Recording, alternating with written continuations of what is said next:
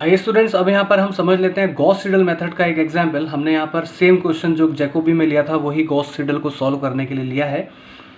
मैं यहाँ पर एक चीज़ क्लियर कर देता हूँ कि गॉस सीडल मेथड जो है बिल्कुल जैकोबी की तरह ही काम करता है। मीन्स डिफरेंस तो है, लेकिन यहाँ पर जो हम एक्स वाई और जेड की जो इनिशियल इक्वेशंस बनाते थे, X equals to Y equals to Z equals to, बिल्कुल जैकोबी की तरह ही हम बनाते हैं। जो डिफरेंस है वो मैं अभी आपको बताऊँगा। पहले मैं इसकी इक्वेशंस को ड्रॉ कर लेता हूँ। आप यहाँ पर देख सकते हैं मैंने यहाँ पर इक्वेशंस को ड्रॉ कर लिया है। x equals to 1/20 because coefficient इसके 20 थे एंड 17 माइनस, बिल्कुल हमने जैकोबी की तरह जैसे हम करते थे वही कर लिया है। अब जैकोबी में आगे बढ़ने के लिए आपको याद होगा हमने यहाँ पर इनिशियल कुछ माना था, क्योंकि हमें क्वेश्चन की शुरुआत करनी है, आंसर शुरुआत करनी है। X not equals to Y not equals to Z not equals to 0, यानी हमने इनिशियल अप्रॉक्सीमेशन में इन तीनों की वैल्यूज को 0 मान करके अपने क्वेश्चन में शुरुआत किया था। और यहाँ पर हम x1, y1 और z1 को बेसिकली कैलकुलेट कर रहे थे। यहाँ पर भी हम वही काम करने जा रहे हैं गॉस सीडल में, क्योंकि हमारे पास सक्सेसिव अप्रोक्सीमेशंस तो x1, xy1, z1, फिर x2, y2, z2, यही चलना है प्रोसेस आगे तक। लेकिन हम यहाँ पर क्या काम करते हैं, थोड़ा सा शुरुआत करने में थोड़ा डिफरेंस है। अब आप यहाँ पर देख लें कि x1 की वैल्यू हमारे पास ये है, तो अभी हमें y और z की तो कुछ भी वैल्यू नहीं पता है, तो हम यहाँ पर y नॉट और z नॉट जिससे शुरुआत करेंगे तो उसको तो हम कंसिडर कर लेते हैं 0। ठीक है, इसको 0 कंसिडर करने के बाद जो हमारे पास वैल्यू निकल करके आएगी वो x1 की आ जाएगी। y1 को कैलकुलेट करते टाइम जो हम x की वैल्यू को कंसिडर करेंगे, जैकोबी में हम यहाँ पर x0 को कंसिडर करते थे, हम यहाँ पर अब x1 को कंसिडर करेंगे। बिकॉज मीन्स हम यहाँ पर x की अपडेटेड वैल्यू को कंसिडर करेंगे अपनी सक्सेसिव अप्रॉक्सीमेशन ऑफ y1 को फाइंड आउट करने के लिए। ठीक है स्टूडेंट्स, यहाँ पर अभी हमें z की कोई भी वैल्यू नहीं पता है, क्योंकि अभी हमने z कैलकुलेट ही नहीं किया, तो यहाँ पर z 0 ही रहेगा। ठीक है, अगले वाले अप्रॉक्सीमेशन के लिए z1 में जब हम कैलकुलेट करेंगे, तो क्योंकि हमारे पास x की भी अपडेटेड वैल्यू आ चुकी है और y की भी अपडेटेड वैल्यू आ चुकी है, तो अब हम यहाँ पर x1 और y1 लेंगे। That is the major difference and only the difference between the Gauss Seidel and Jacobi। Jacobi में बेसिकली हम यहाँ पर 0 0 0 पूरे के पूरे इक्वेशन के लिए y z और x की तीनों वैल्यू को 0 कंसिडर करके चलते थे। फिर हम आगे के लिए x1 y1 2 z1 को लेकर के चलते थे एंड ऑन, इस तरह से हम चलते थे। लेकिन हम यहाँ पर क्या कर रहे हैं, y1 को ही कैलकुलेट करने के लिए हमने यहाँ पर x की अपडेटेड वैल्यू को ले लिया है।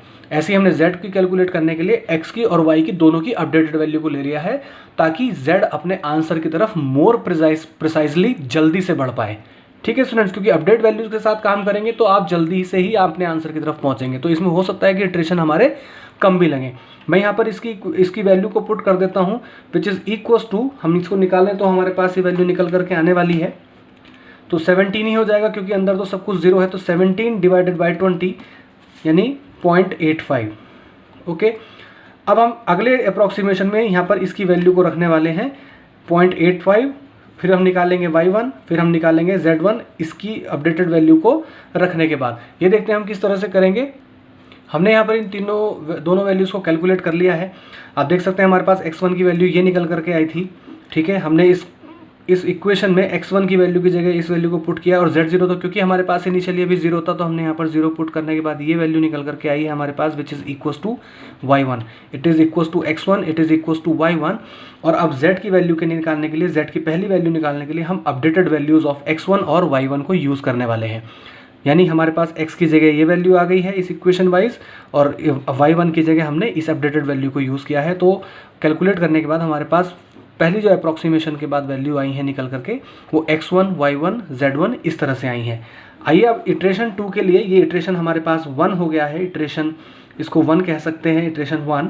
इटरेशन 2 के लिए अब हम इसके सक्सेसिव एक्सप्रेशंस को बनाने की कोशिश करते हैं, विच इज़ हम यहाँ पर x2 की एक्सप्रेशन बनाने की कोशिश करते हैं। तो 1/20 17 माइनस, अब यहाँ पर हमारे पास y1 की क्योंकि अपडेटेड वैल्यू है, हम यहाँ पर y1 लिखेंगे माइनस 2, और z की भी हमारे पास अपडेटेड वैल्यू जो है वो लिखेंगे। मीन्स हमें लेटेस्ट अपडेटेड वैल्यू जो भी हमारे पास अवेलेबल है उनके साथ काम करना है। अनलाइक जैकोबी में हम किसी को एक फिक्स्ड वैल्यू के साथ काम नहीं करेंगे। ऐसे हम y1, y2 और z2 के लिए भी बना लेंगे।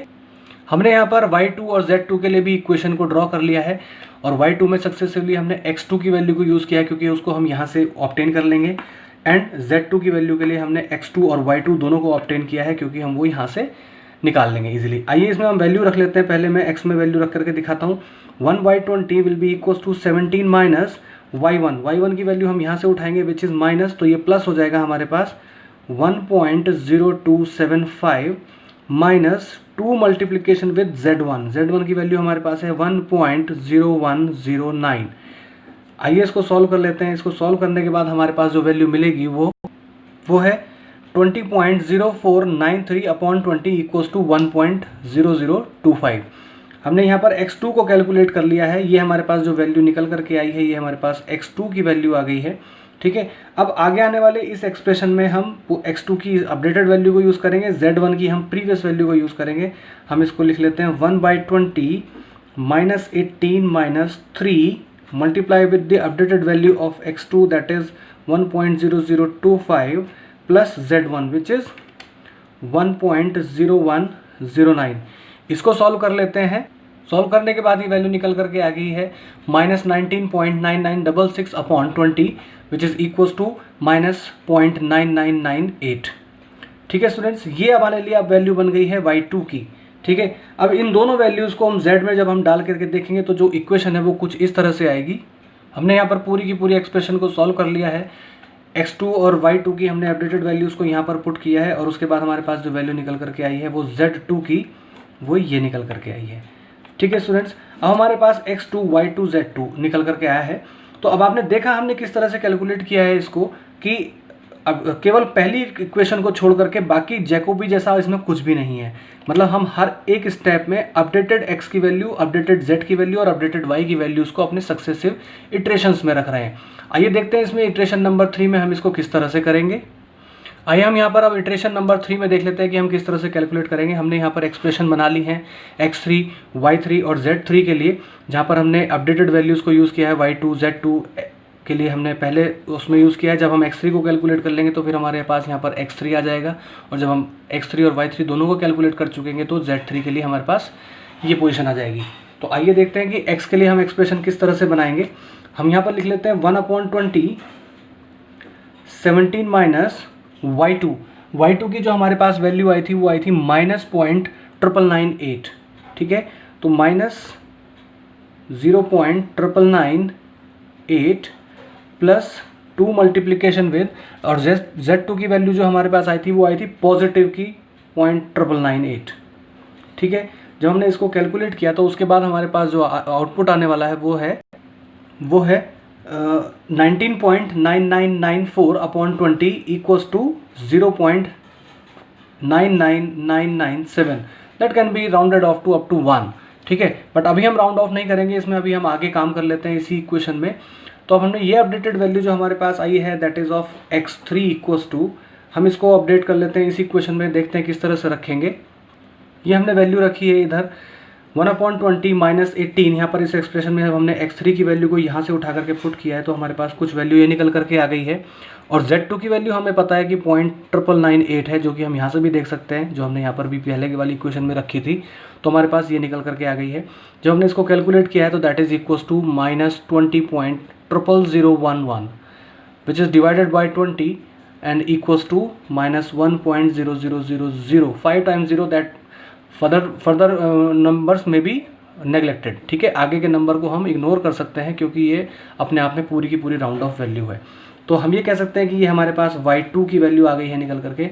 और अब हम z3 की वैल्यू को कैलकुलेट करके भी दिखाएंगे किस तरह से हम कैलकुलेट करेंगे। इस पूरी की पूरी इक्वेशन में रख देते हैं 1/20 25 माइनस 2 मल्टीप्लाई बाई x3 की वैल्यू हमारे पास आई है 0.99997 प्लस 3 मल्टीप्लाई बाई y3 की वैल्यू आई है हमारे पास -1। ठीक है, हम यहाँ पर इसको कंसिडर कर रहे हैं। अब इसको हम कैलकुलेटर के थ्रू सॉल्व कर लेते हैं इस इक्वेशन को।